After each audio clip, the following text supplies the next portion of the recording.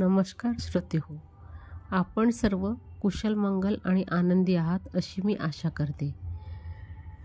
शारदीय नवरात्रातल्या ललिता पंचमीनंतर येणारा 6वा दिवस दुर्गेच्या कात्यायनी रूपाला समर्पित आहे। दुर्गेचे नाव कात्यायनी कसे पडले यामागे एक कथा आहे। कत नावाचे एक प्रसिद्ध महर्षी होते। त्यांना कात्य नावाचा पुत्र होता। या कात्याच्या पुत्रामध्ये प्रसिद्ध महर्षी कात्यायनाचा जन्म झाला। त्यांनी अनेक वर्ष भगवतीची कठोर तपस्या केली। भगवतीने त्यांच्या घरी जन्म घ्यावा अशी त्यांची इच्छा होती। भगवतीने त्यांच्या या प्रार्थनेचा स्वीकार केला। काही काळानंतर जेव्हा महिषासुराचा अत्याचार पृथ्वीवर वाढला तेव्हा ब्रह्मा, विष्णू आणि महेश या 3 देवतांनी आपल्या तेजाचा काही अंश देऊन महिषासुराचा नाश करण्यासाठी एका देवीला उत्पन्न केले। महर्षी कात्यायनाने या देवीची सर्वप्रथम पूजा केली, म्हणून या देवीला कात्यायनी देवी असे नाव पडले।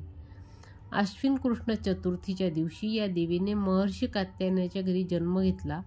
सप्तमी, अष्टमी आणि नवमी हे 3 दिवस महर्षी कात्यायन यांच्या घरी पूजा ग्रहण करून दशमीच्या दिवशी देवीने महिषासुराचा वध केला होता। महिषासूर हा अर्ध मनुष्य शरीर आणि अर्ध म्हशीचं शरीर असा असुर होता। कात्यायनी देवी ही अमाप फलदायक आहे। कालिंदीच्या यमुना किनारी भगवान कृष्णाला पती रूपात प्राप्त करण्यासाठी ब्रजगोपींनी या देवीची पूजा केली होती। ही देवी ब्रजमंडळाच्या अधिष्ठात्रीच्या रूपात प्रतिष्ठित आहे। कात्यायनीचे रूप अत्यंत तेजपुंज आहे। तिला 4 भुजा आहेत। देवीच्या उजव्या बाजूकडील वरच्या हातात अभय मुद्रा आणि खालच्या हातात वरमुद्रा आहे। डावीकडील वरच्या हातात तलवार आणि खालच्या हातात कमळाचे फूल आहे। कात्यायनी देवी ही सिंहावरती स्वार आहे। अशा या कात्यायनी देवीची आपण पूजा करत असताना लाल किंवा पिवळ्या रंगाच्या फुलांचा वापर करावा। कात्यायनी देवीला धूप दीप नैवेद्य अर्पण करावा।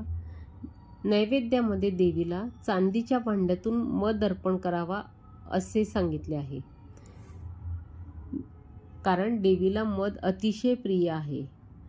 कात्यायनी देवीने कात्यायनी ऋषीला मी तुमच्या घरात कन्या रूपात जन्म घेईल असे आश्वासन दिले होते, वचन दिले होते। कात्यायनी देवीचे रूप अत्यंत तेजस्वी आणि भव्य आहे। ही देवी भक्तांना धैर्य आणि शौर्य, संकटावर विजय मिळवण्याची सद्बुद्धी, अधर्माचा नाश करण्याची शक्ती देते। त्याचप्रमाणे या देवीची उपासना केल्याने भक्तांची आध्यात्मिक उन्नती सुद्धा होते। देवीच्या उपासनेने भक्तांना संकटावर विजय मिळवण्याची शक्ती प्राप्त होते।